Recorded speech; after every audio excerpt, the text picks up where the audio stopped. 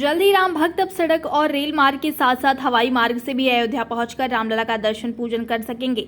राम भक्तों के लिए अयोध्या एयरपोर्ट बहुत बड़ी सौगात होगी। अयोध्या में निर्माणाधीन मर्यादा पुरुषोत्तम श्री राम एयरपोर्ट का संचालन दिसंबर तक शुरू हो जाएगा।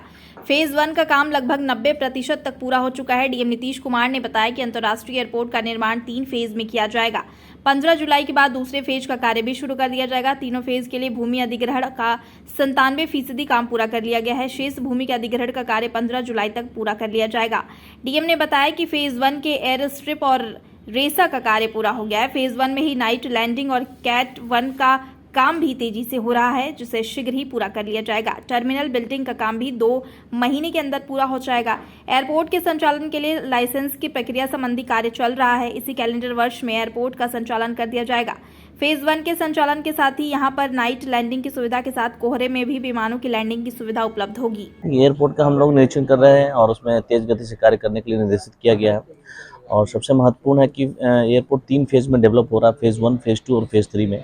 और इसके लिए 821 एकड़ लैंड रिक्वायर्ड है, जिसमें 799 एकड़ लैंड हम लोगों ने एनओसी दे दिया है। उसमें निर्माण कार्य स्टार्ट भी हो गया है और शेष लैंड है 15 जुलाई तक हम लोग उसको नोटिफिकेशन के द्वारा ले लेंगे।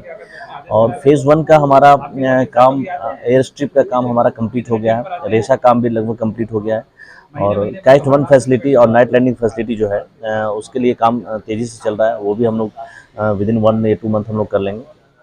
टर्मिनल बिल्डिंग का काम भी हम लोग तेज़ गति से पूरा कर रहे हैं। तो फेज़ 1 का हमारा काम इस साल कंप्लीट हो जाएगा और इसी साल हम लोग सेवा देने के लिए तत्पर रहेंगे।